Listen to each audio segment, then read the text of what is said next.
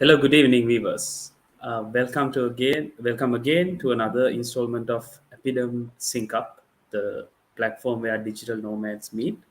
I'm 𝐒𝐤𝐭𝐞𝐦𝐵, your host today, and as usual, we have an interesting topic coming in with a few interesting people joining in today to discuss. Before we actually get on to the topic, let's see what are the latest digital news that we have. So to discuss this, I have a colleague of mine joining, who's from the SyncUp team, Hafsa. Hi, Hafsa. How are you? Hi, Tivanka. I'm good, thank you. And how are you? I'm good. Thank you so much. And please give us the update. I mean, what are the things that have been happening, and what have I missed actually? Yeah, this is about Facebook. So, Facebook announces new projects to improve its approach in policing misinformation. Facebook's journalism project has announced a new accelerated challenge for fact checking partners. Misinformation and stopping the spread of misleading content has Right. become a key focus for social platforms, right? Right. So mainly in the light of COVID, because now Okay. health authorities like they have actually approved the COVID vaccines, but Mm. still misinformation on the web it continues to delay the optimal take up, which Right. we can see the pandemic because of that it's just dragging for much longer than expected. Right. So in that And case, Hafsa, I'm interrupting you there, right? Probably not only COVID, but you get to see a lot of malinformation, misinformation being passed on social media, right? I mean, sometimes they tell that this person died and this happened. mm, So I think going forward, those kind of information mm, might be controlled a bit more than right now. Is that what you're saying? yeah, that's right. So yeah, the false reports and stop people using this Facebook platform to Right. amplify misleading and dangerous movements. So that is what Facebook's broader push to refer for experts for guidance on content moderation decisions. Right. So which would ensure that it doesn't get the blame for censoring discussions while also enabling it to tap into more insight to guide its process. Right. Okay. And yeah, What else and the do we next have? yeah next news is Facebook announces new deals to enable gaming streamers to include popular music in their broadcasts. So that is something Okay. related to our main topic today. Right. So Okay. yeah, This so gaming. So Facebook, just yeah, a little Easter egg. So we will be talking about something related to gaming, right? Yes. yeah, that's right. So this is about Facebook. It has established with arrangements with various music publishers to enable Facebook gaming streamers to play popular music with their Okay. streams. Right. So this was So no actually copyright problems. That means. yeah. So that is the thing here. So Facebook is going to like because now YouTube and Twitch they are like biggest platforms in the gaming streaming, but they do not Yes. allow for free music usage in the same way. So, but Facebook's new deal it provides the capacity to include almost any track that you want without the Right. fear of your stream being shut down due to copyrights Copyright violation. problems. Right. Yeah. So Okay. I So think that's a big catch, right? I think yeah they because try to do something differently. Try to get ahead of both Twitch and YouTube streaming. YouTube.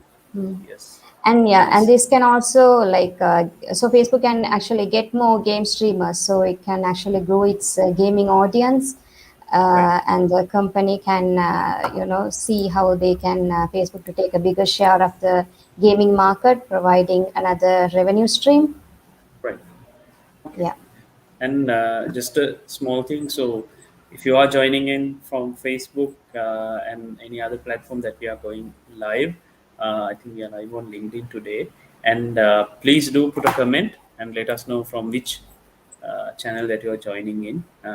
This topic is going to be interesting. And topic එක දාලා තිබ්බේ ගේමක් ගහමුද කියලා අපි ඉතින් බලමු කොහොමද ඒක කරන්න කියලා. So Hafsa, sorry, I had to interrupt you for a little while. Yeah, that's okay. So yeah, so the final one is Instagram will now require users to enter their birth date as part of new protections for youngsters. So Instagram is taking the next steps in its efforts to better protect younger users by asking them to enter their date of birth if they have not previously added it, and if they ignore it, so it will eventually the users will get blocked from the app until they add the required information. Right. So I think this is yeah. What do you think about Right. this? So since you mentioned Instagram, I can remember yesterday was a major flop for Instagram. I think it Mm, went down for a little while. None of the features were not working. The pics were not okay. getting loaded up. I actually couldn't find the exact reason, but it actually came back online gradually. I think it was Mm, something global. yeah, Probably they yeah. are doing something at the back end. Since you're Mm, telling, these new features are coming in, probably yeah. that could be a reason. And Interesting. also, yeah, yeah. And Instagram is also working on a project, Instagram for Kids. So, Okay. which has been actually it has been opposed by child protection and safety groups, but Facebook has repeatedly noted that it's actually pushing ahead with it anyway. So, I think it is actually a good move because having a separate Instagram for kids is better than not having it at all, like letting them use Okay. the main platform. So I think it will be more regulated, and parents also can have access to it. So I think that is something we can see how they implement it in the future. Okay. And interesting. And just to, I think this may come to our audience as a surprise. So today is the session before the season's final for SyncUp, Epidem SyncUp. So from next season, we will be taking a season break, and we hope to come back with something different and something new. So just a quick reminder to everyone. So next week is going to be our last session for this season from Epidem Sync Up. We had a question I think came in from LinkedIn. Facebook comes up with a lot of products, but are these so this particular product you are referring to applicable globally? Um, I think most of the time, like when Yeah. such a big platform, gives out a certain feature or something new, they don't roll out globally, to my understanding. What they do is they would actually go in a phased approach, maybe like a piloting. They would enable it maybe in the US, maybe in some particular regions, just before they actually make it, global. I mean, that's how most of the time things work, to my understanding. Um, yes. Um, okay, Hafsa, I think any other news that you want to mention? Nothing? No, that's all for now.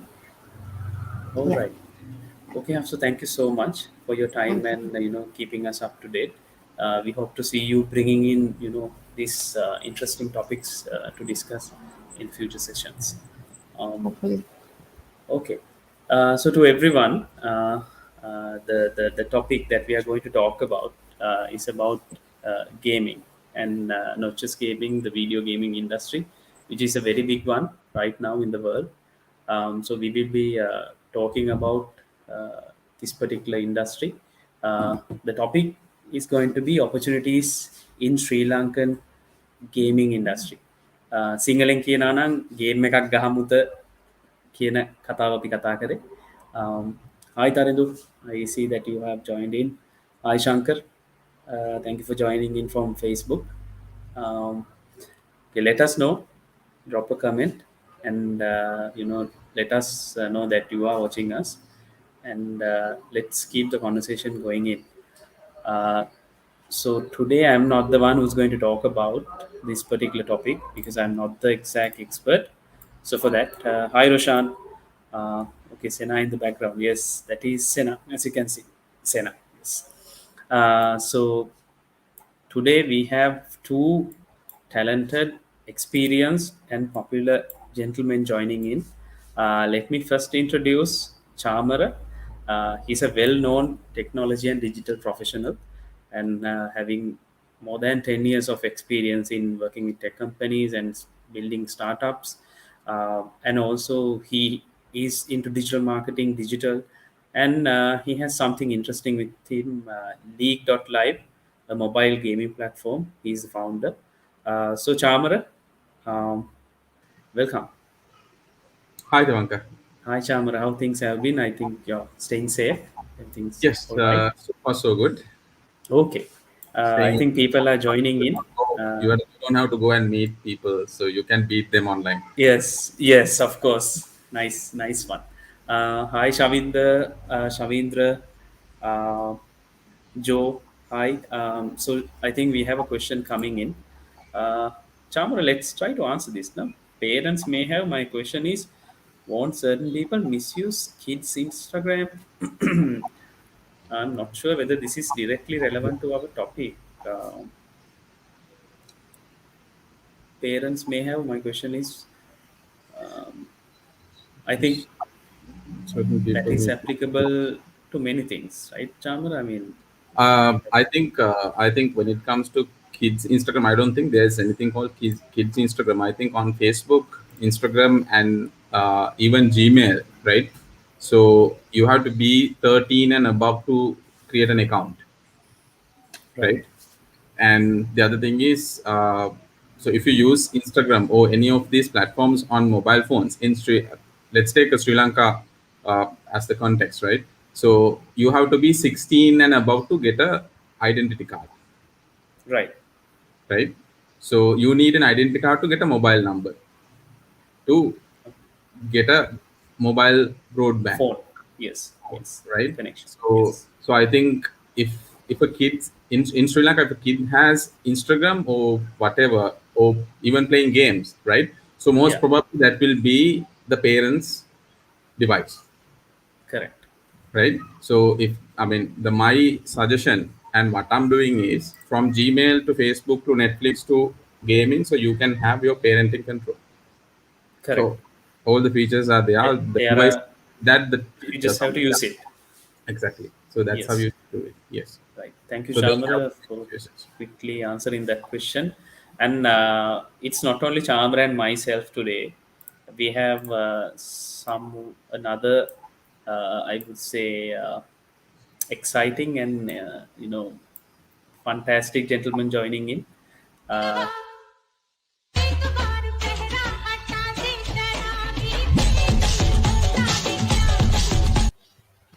okay, we have Raveen. Raveen is the guy who's behind Gamer.lk and who has been doing a lot for the e-gaming or the esports domain in Sri Lanka. Not to forget that Chamar is also the president of Sri Lanka Esports Association. Not me. Sorry, That would be me, Raveen. Devanka. Raveen, yes. Yes, yes, Raveen. So I just mixed Hi, up Ravi. you two descriptions. Hey, Jamar. My bad. Thank you for that fantastic intro. Felt like getting up and doing a little dance Yes. for that. Yeah, Yes, probably maybe if when we enough stars change are the thrown my layout. way. Yeah. Yes, so Ravin, when we change the layout, we might see something at your background. Would be Maybe was it I'll him who've avoid it. been Right? giving? I'll avoid it. I mean, Oh, I think you're on oh. the spotlight. Okay, right. I think we Okay, also good. that. We're back. So I'm by sorry. any Did I chance get you you all are in not trouble the by showing that? no, I mean, I have a question, Ravin. So, by any chance, you are not the guy who was, wealthy enough to give millions of stars, right? You are not the That is guy, Sandhu, no? Not me. right? Right. All right. Uh, all right. Chamara, Ravin, thank you so much for joining in today. I hope the session is going to be interesting and interactive. I throw a little question at you. I mean, anyone can pick it up. So we know that worldwide, this gaming industry, I would not, put it as mobile or other platforms, that as a industry, I think it was billions. I think close to 300 billions right now, um, right? So, so that is in the world. So, how does this applies to Sri Lanka? Robin, Sure, would you like Chamara, to you take? want? So I can touch on the competitive esports and streaming side of things, but I think esports is sort of a subculture of the overall video gaming space. And I think Chamara, if you can just start off with any sort of stats that you have around the Sri Lankan mobile gaming space, I think that'll be great. Yes. So I mean, it's very hard to get the stats about mobile gaming, especially in Sri Lanka, but other stats Especially in Sri available, Lanka. So that's right? interestingly an issue that we also have whenever we do any sort of market research of stats available publicly. Sri Yeah. Lanka is too small a market to actually concentrate on. It's always India or Pakistan or those sort of numbers. Correct. I But mean, the best place to get the stats is, you actually talk to one of those the DSPs, or uh, the data service platforms, or some kind of platforms. I mean, even platforms like Ad Colony. So that's where I actually got the data, right? So if you take Sri Lanka, you won't believe right now we have 4 million, more than 4 million monthly active mobile gamers. Mobile gamers for more than 4 million. Then monthly active mobile gamers, Right. right? ඒක කොහොමද සමහර අය කියන්න පුළුවන් like මේ කොහොමද එහෙම වෙන්නේ කියලා, When right?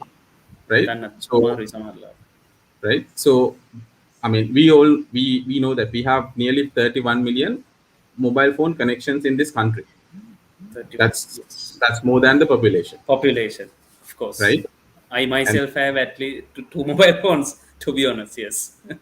Right. So out of that 31 million, right, almost 80%, right, has broadband connections. So that means they have the access to internet. Yes. And some sort of internet. So at least they might at least access Facebook. Right. Right. And Sri Lanka smartphone growth, it's 11% year on year. Okay. Right. And if you believe it or not, so right now there are, I mean, we are new to the market, so we are actually trying to create a new category in Sri Lanka when it comes to mobile gaming, right? But the mobile gaming or the browser-based games already existing in Sri Lanka. So there are platforms, especially from the telco side, right? There are a couple of millions people actually doing pay to play, like pay and play, right? So apart from that, right? So Sri Lankan, when you take this 4 million, right? So 52% is male and 48% female. I think that because of the internet penetration as well. But if you look at the demography in detail, right? 18 to 35 age is 41%, and 36 to 49 is 29%, and 50 plus is 20%. Right? So Java, that's an interesting stat, because if you go a little bit towards the west, if you look at the US, it's a 55% female-dominated space. Yes. And so I suppose there are cultures and different upbringings that play into this. Actually, in global stats, Ravi, in mobile gaming, it's only 37% male. Okay. Globally. And so we are including the sort of hyper casual space, exactly. As well as the more like a wildfire. Yes, hyper casual is going like a wildfire, like everyone, because it's very easy to play. You don't have to train to play that game, right? It will maximum take about couple of minutes to finish one level or one game. So that's why people are very fastly adapting to hyper casual, especially, right? So let me finish other stats I have about Sri Lanka, right? So if you take a person in Sri Lanka who spends his time on his mobile per day, right? The large chunk is spent on the mobile game in Sri Lanka. It's 2 minutes and 27 seconds, right? So if you wonder, like, what sort of a game that person will play on his mobile, it's basically, the gaming app, mobile apps that he has installed, like game apps and Facebook mobile games, and also browser-based mobile games. If you take a look at browser-based mobile games, right? Even if you go to Daily Mirror, Lankadeepa, or ft.lk, right? You can now actually see there's a small icon that you can play some free browser-based games online. That those are free to play, right? And the other interesting stat that I have about Sri Lanka from App Store, right? So this is also came from Ad Colony, right?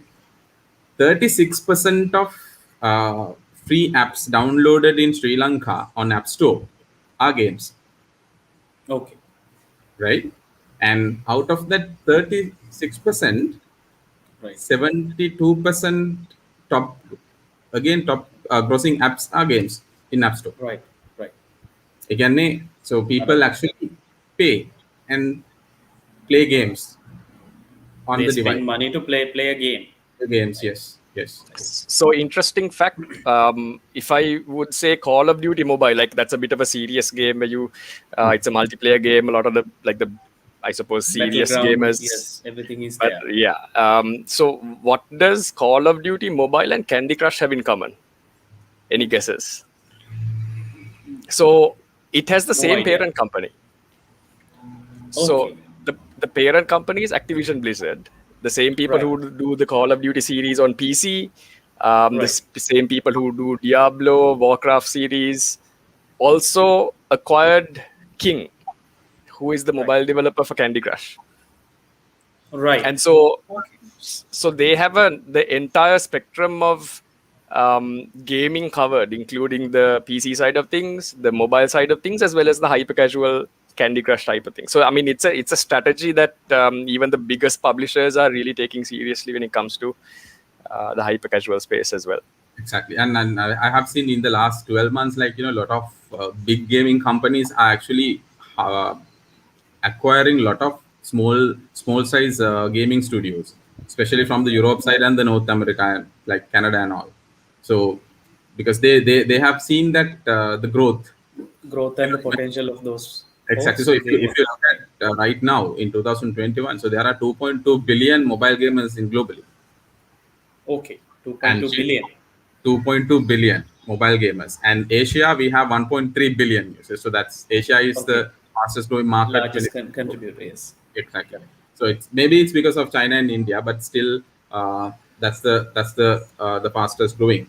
Yeah, Ramin. So you can talk about the esports stuff as well. Yeah, so esports is a subsection of that. So you have when you say mobile gaming, you have your Call of Duties and you have your Candy Crushes. And I think a majority of people play that casually for fun. What we have created at Gamer.lk and at the Sri Lanka Esports Association is another sport, basically. It's a video game based sport where you have the same rules, regulations, you have the same structures, you have the same teams and Disciplines, sponsors, ethics, everything has to be there. training, strategy, coaching, ethics, absolutely. And so this is a sport that is based on this entire subculture, video gaming subculture, that is, because of the popularity of video games, has become one of the fastest growing sports in the world and Right. in Sri Lanka as well.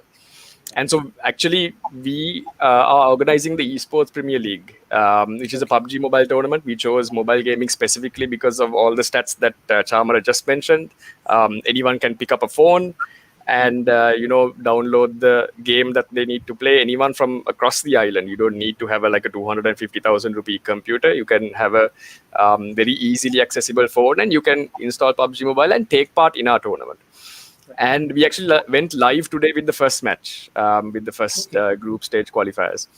And so, I mean, globally, when you look at esports, we are talking about a 500 million plus live streaming base, right? That is the number of people globally that will be interested in watching esports, is about 500 million. And then if you go a little broader, we're getting into now casual streaming, live streaming. It's about a 700 to an 800 million base that is actually interested in this sort of streaming concept. So recently we saw certain people that went viral because of how they conducted their streams.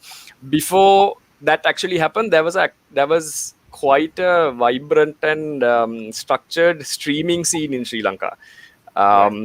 People were making money through donations. People were making money through Facebook themselves. If you become a Facebook partner, a gaming partner, you get like a month, what is equivalent to a monthly salary. And so people were making this their careers, and they were making decent money. And so when you say opportunities in Sri Lankan gaming, there are many factors that you need to really look at, because it's across industries. It's game development is one, and that's something Chamara is more involved in. Esports is one, streaming is one, support services, like even event and esports events is another Yes. big one. And and so it like, it gets and it opens up to the network, the ISPs and all the people, right? They can give their bandwidth, so people would come absolutely. after their products. Yes. Their monetization, their data on that. And Yes. Ravin, I think you should talk about the Esports Act. Oh, do we have such in Sri In Lanka Sri now, Lanka. or is it? Yes, I yes. so the Sri Lanka Esports Association was recognized as an official sport back in 2019. Okay. We are actually the 70th Sri Lankan sport Okay. officially recognized. So the Sri Lanka Esports Association, of which I am president, we are officially recognized by the sports ministry. So if you go to the sports ministry and say Lanka within sports mokadda, they will mention esports as one of those sports. Right. And I think interestingly, yeah, that gazette came in 2016 September, if I can remember. 2019 September. But okay, because I have the copy of the gazette, but it's mentioned it's valid. Maybe how things work in Sri Lanka. There Okay, is a Maybe large the incubation six is the period. other way around. No, Maybe. there was the incubation period was about 9 years, because since 2010 Okay. we were coordinating with the sports ministry, trying to educate. Back in 2010, the structure was a lot less, right? Like Right. esports in Sri Lanka was very young. Globally, it wasn't as mature as it is now. And so it was quite a challenge in educating the sports ministry about video games being a sport. And obviously, those days in 2010, we met with like sports ministry secretaries, and they used to smile and say, yes, very good, great event. We have invited sports ministry secretaries as chief guests to our esports event just to create some awareness around it. They smiled and lit the traditional oil lamp, and then only 9 years later we got esports recognized as a sport. So speaking of, Congratulations. thank you very much. And yeah, so I think what's interesting also is, to the people who don't know, Sri Lanka has fielded national esports athletes who have gone on to get national colors, as well as represented Sri Lanka officially with the sign off from the sports ministry, the ministers sign off, and they have potentially. So, for example, the Asian Games Okay. has esports as a medal event. That Okay. means a Sri Lankan gamer who is skilled enough can make the Sri Lanka national team. It could be for different games, right? It could be for Dota 2, it could be for League of Legends, it could be for PUBG Mobile. The Asian Games is actually held next year, and they will announce the titles. Right. If they're good enough, they can represent the country, go beat the rest of the countries, very similar to like an Olympics, and bring back a medal for the country, Yeah. which is a Maybe. significant feat. Yeah. Maybe you are not the aesthetic type. The person who's going out, who can run fast. Lift a lot of weights. But if you have these skills with your hands and and I think you will Absolutely. have a chance, right? Absolutely. Yes, sir. So that's something that's really interesting that we have been pushing for in terms of training and representing the country and getting Sri Lanka out there, because this is like one of the most talked about sports there. We just want Sri Lanka to be up there when the conversation happens. We don't want to be left behind. Okay. I have another question. I think I was trying to pick this up. We have a bunch of questions, no? Yes, Shavindra has said, can esports small to EV sports onto network? Uh, Probably, I think what he's trying to imply is that we have this concept called network gaming. 5 to 7, 8 years ago, yeah, I'm playing a network gaming. What was that? Counter LAN Strike, gaming, right? LAN LAN parties. gaming, and that was Counter-Strike Counter Strike, 1.6. right? Yes, yes, yes. That was Yes. the game, and probably that is what he was implying to us. What is a network gaming, and I think now everything is a network game, right? I mean, most Yeah, of it. pretty much. So it has changed. So those days, a multiplayer game would be something that would have network capability, and you would go to a LAN cafe, one of these gaming cafes. Even Sri Lanka also has many, and you would sit on a computer that was LAN networked with 10 other or 20 other PCs, and that would be a local area network game that you play on the PC. Now everything has changed to the cloud. So you need to have an internet connection. Most popular games, not all, but most popular games, you need to have internet connection, good connection, low latency, low ping to servers. And whether you're good at a game or not, this is competitive multiplayer games I'm talking about. Whether you're good at a game or not is based on obviously your skill level, but also how good your connection is. And that's where the ISPs really come in, and the quality of service from an ISP really matters. Correct. And also, I think now the social has become a key feature in gaming, right? And it will actually enable, continued engagement among players. So, I mean, within the games, a lot of gamification can come with, since a lot of people are connecting. And also, I think now, even not the players, even actually people can join and cheer for the person that, they like, right?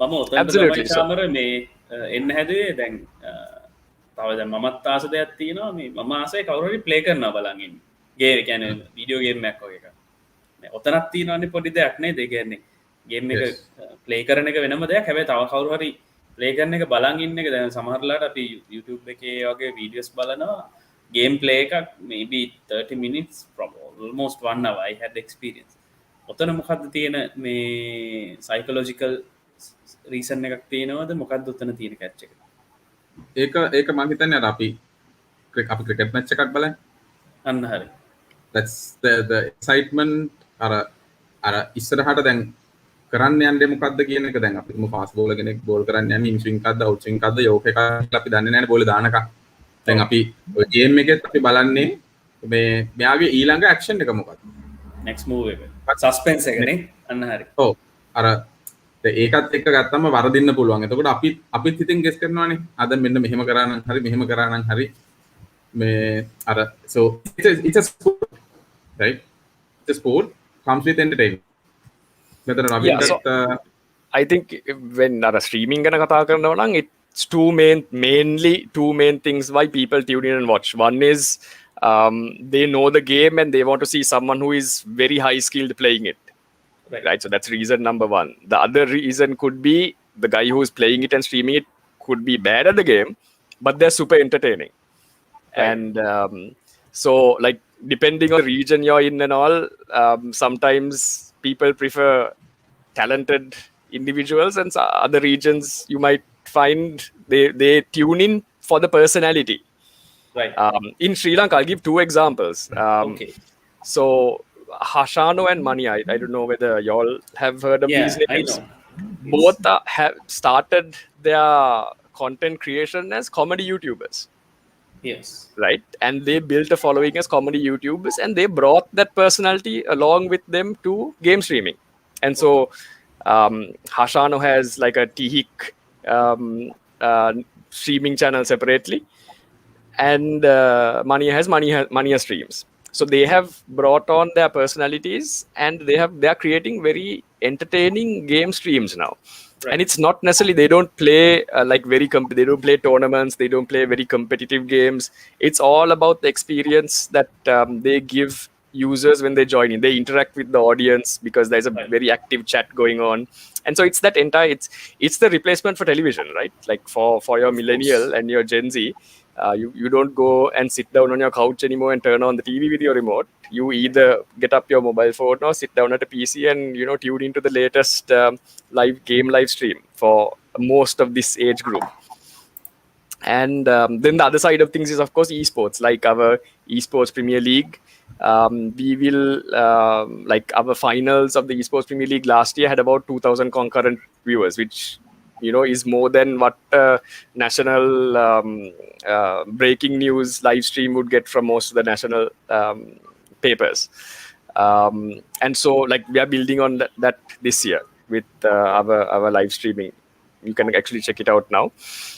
So that is where people tune in to watch the skill side of things. We have commentators, just like cricket has your commentary, ball by ball commentary. Esports has your high skilled players with your commentary going on, and so it's a combination of that experience that people tune into. So it's mainly those two aspects that people really look for. Game streams 𝐤𝐻.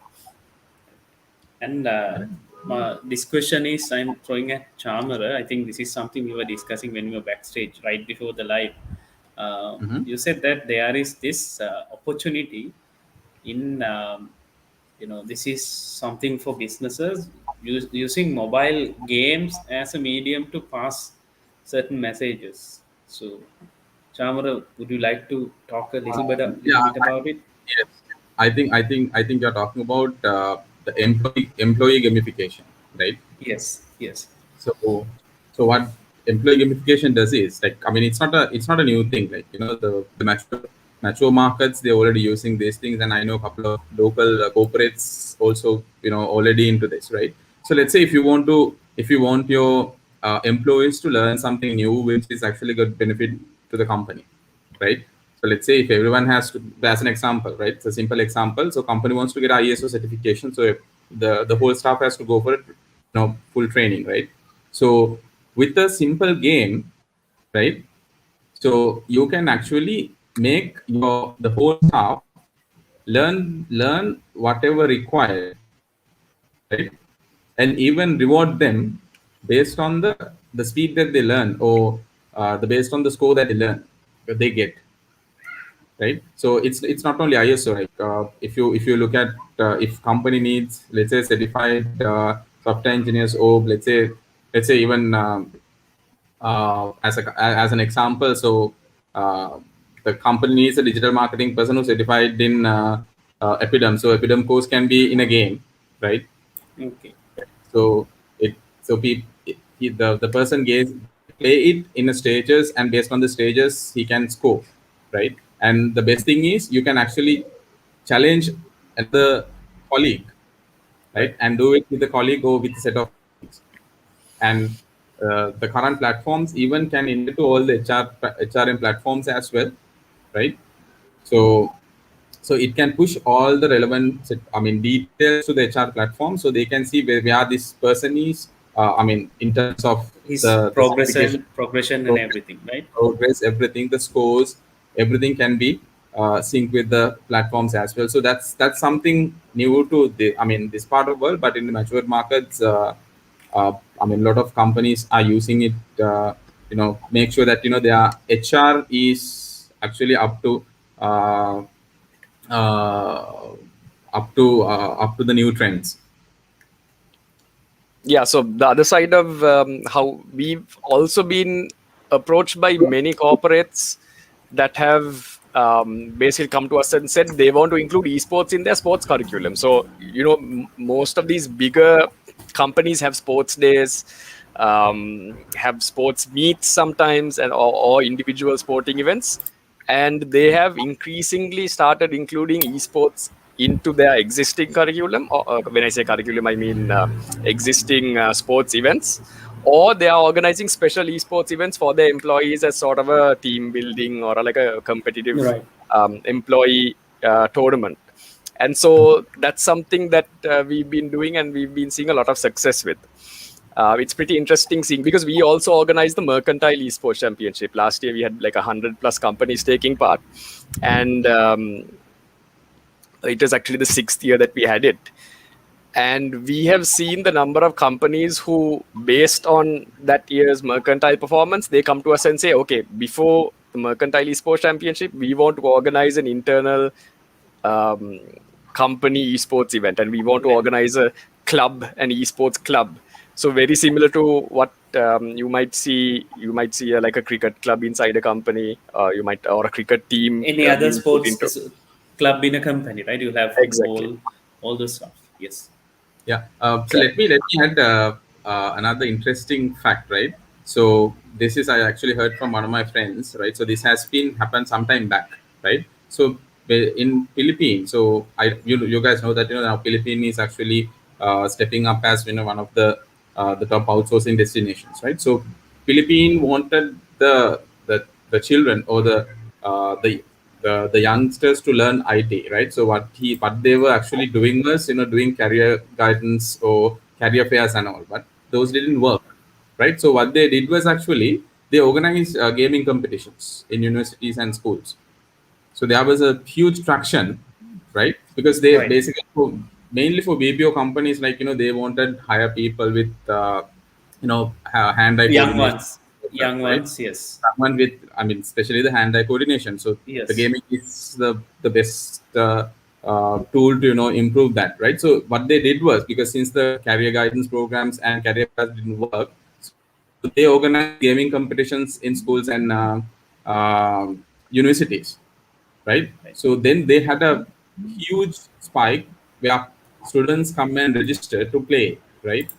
So then they eventually convert the people who actually came to play games into either industry or the BPM and the BPO industry. So, I Chamra, mean, that's interestingly something that we are doing in Sri Lanka also. So, we organized the Inter-School eSports Championship, and the last year we were able to have it pre-COVID. okay. We actually got the endorsement of the National Olympic Committee, who basically said, look, we're endorsing this because the future generation of esports athletes are going to come from the schools. Yes. Ravin, Correct. let me interrupt you, right? So, you Sure. mentioned like National Olympics Committee. So I was doing a little bit of reading and I said, I saw that Olympics is itself, they're considering esports as one of the sports elements, right? That is something that I was expecting it to be in Japan. Maybe I didn't read it properly. Because there were so many sports events that were towards Gen Z and the new, even the skateboarding and all those stuff. So there is some connection. Am I correct? Yes. So, what the OIC Right.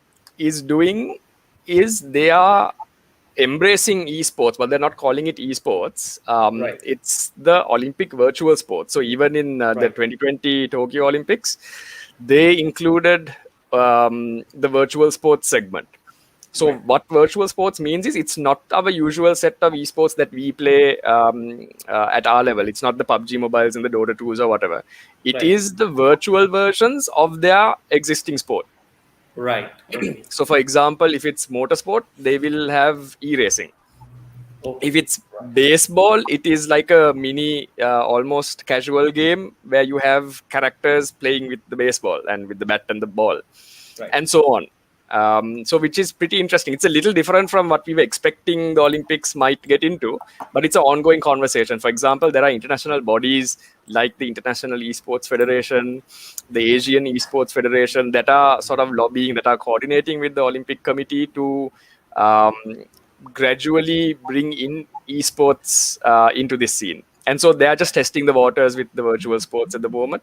We are pretty confident at some point esports will make it to the Olympics in some way, where people will be able to win medals at some point. It's not too far off. It'll happen. Sachin is asking, Sachin is in fact one of my colleagues from work. Okay. So he's asking what's the game popular. Probably he's asking about what are the popular games right now.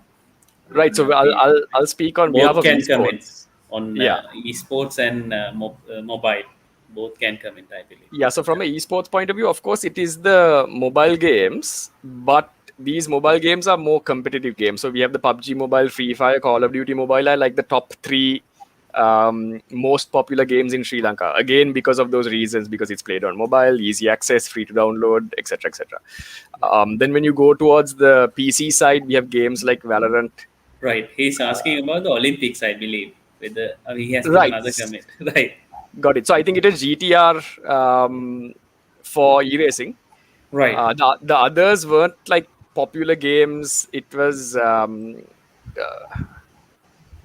I meant to ask if Olympics uses popular games. No, they don't. Not at the moment. So I'm going into a little bit of technicality here on the reason why they don't, and so bear with me. The popular games, Sachin, are owned by their game developers. So, for example, let's say Chamara develops a game, and 100 million people start playing it.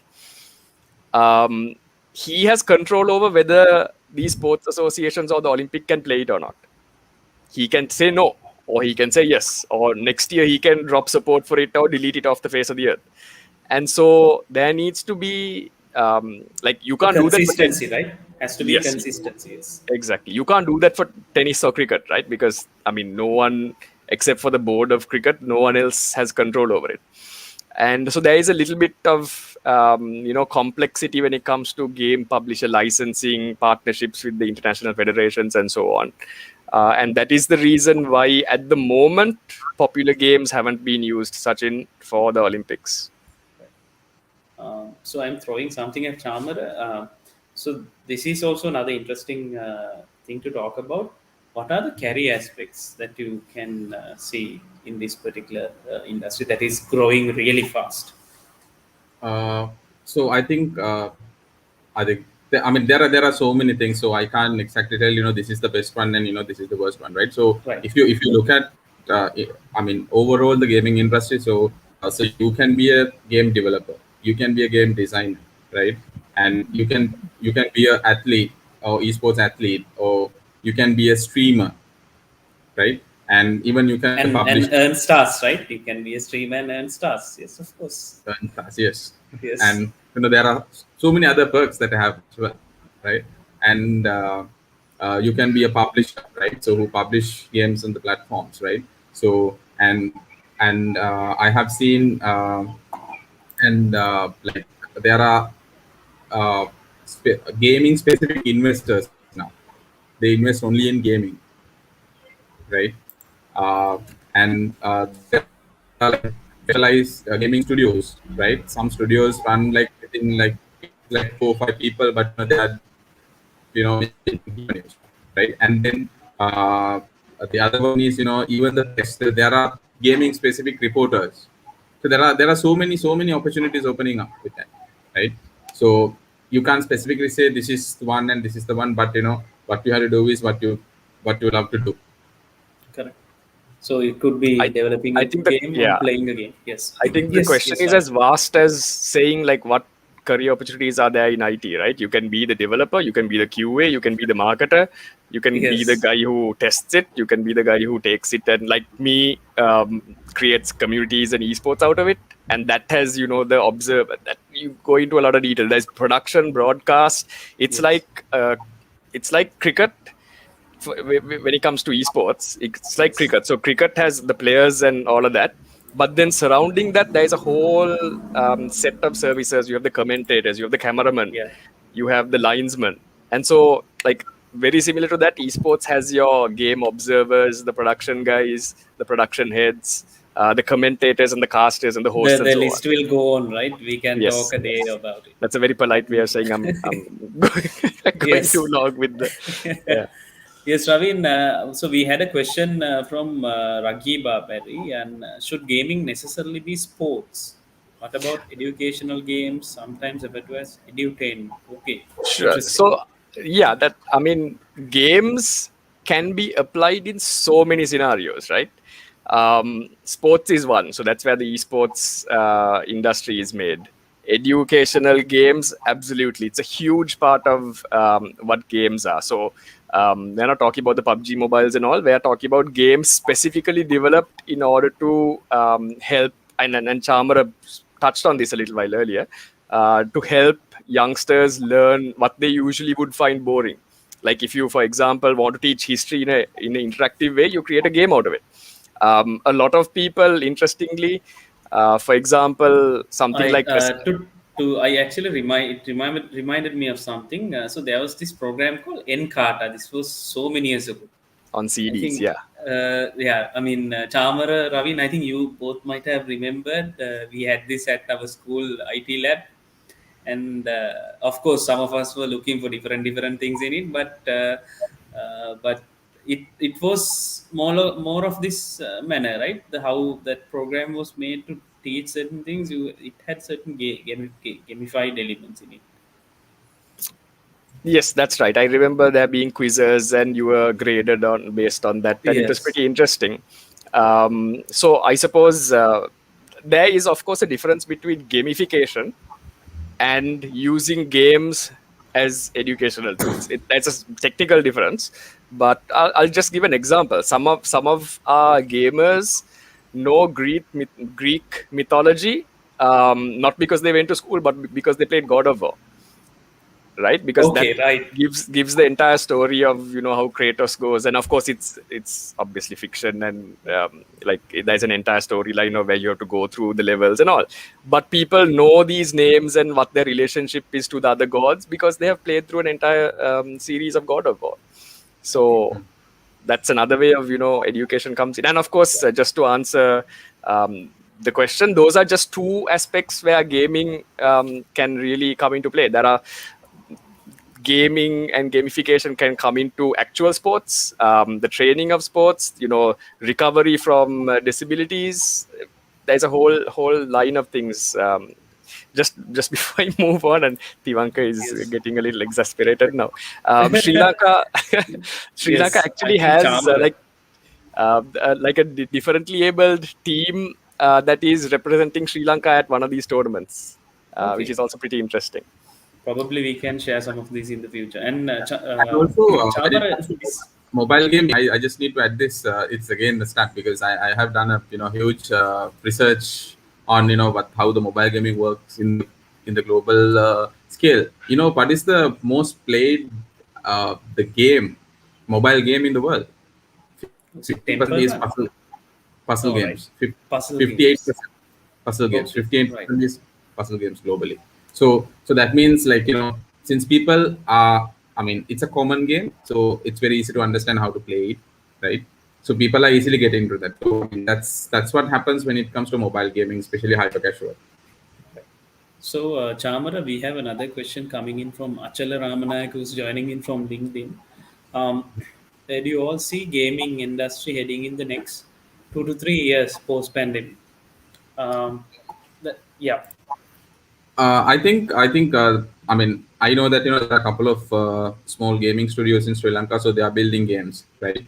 I'm pretty sure there will be more publishers will come as well, and what Praveen and the team is doing. So the esports will actually esports will grow, and because I personally know that a lot of school leavers, right? So they actually participate in these teams, and their parents calling me and ask like, this guy has won this 50,000. Uh, I don't know what's happening. So they're asking a lot of their parents are asking a lot of questions of these things. These I mean their kids are doing. So a lot of education needs to be happen, right? Because I mean there's a thinking that the gaming or the games aren't bad, right? So but games are not bad, but it's need to control. And especially the screen time and all. But apart from that, so there are a lot of other benefits, right? So in the Sri Lanka games industry, right? So there will be more games coming in, right? So if you really look at telcos as an example, just see how many gaming platforms they have, especially mobile gaming platforms. Some telcos has more than 3 gaming platforms, Okay. right? And those are not free to play; all are pay to play, right? So that means so people are playing, right? So And people, people are paying also, right? Playing and paying both. yes. So most of, I mean, all the telco related gaming platforms are pay to play. So they have to pay, otherwise they can't play, Okay. right?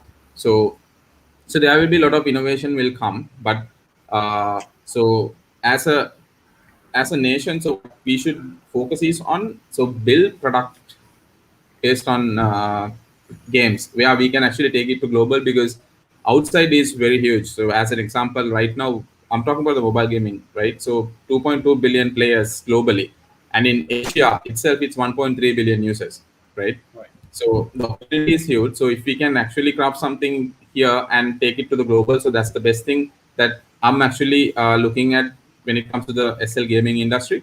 And I think Ravin can actually talk about in the esports aspect as well as the streaming side.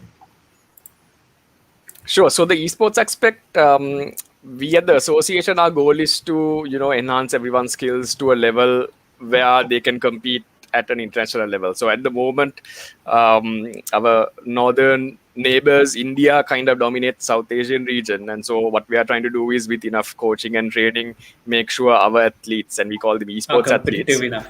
are competitive enough to beat them. Okay. Um, Right.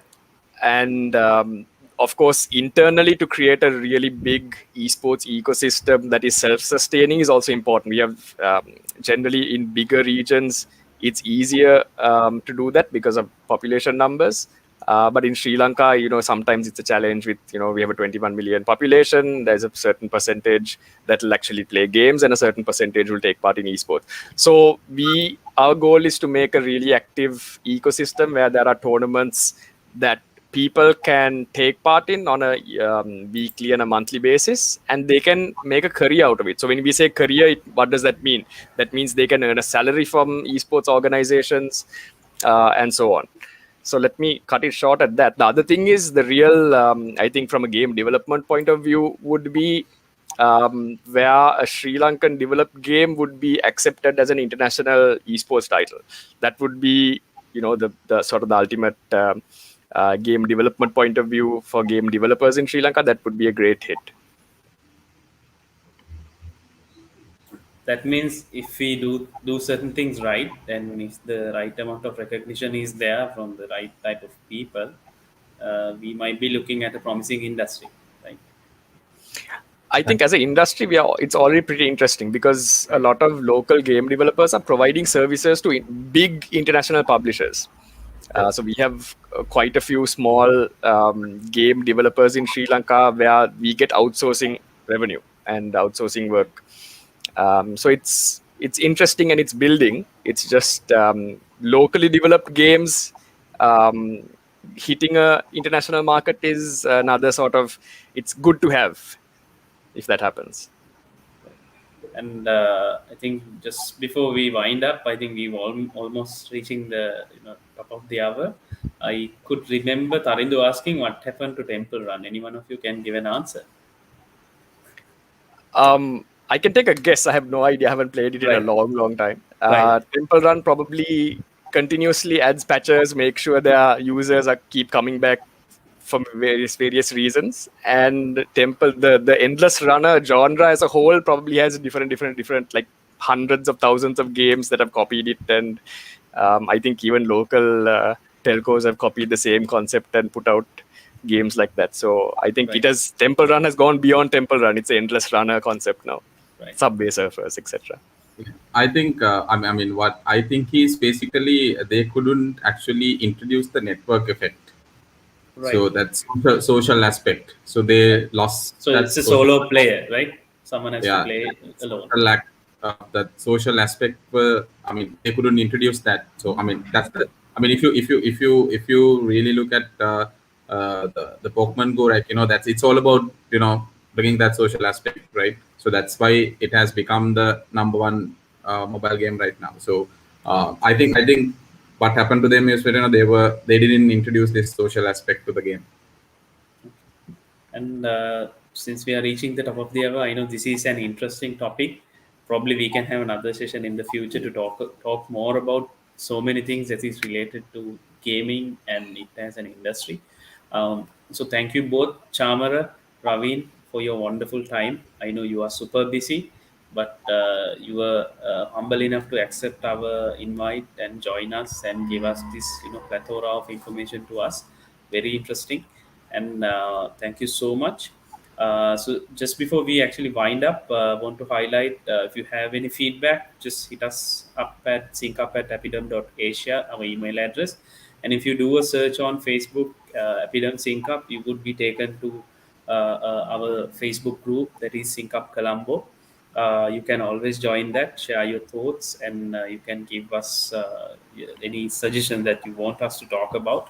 And also, like I mentioned in the beginning, today is the session right before the season's final. That is going to be next week, the Friday.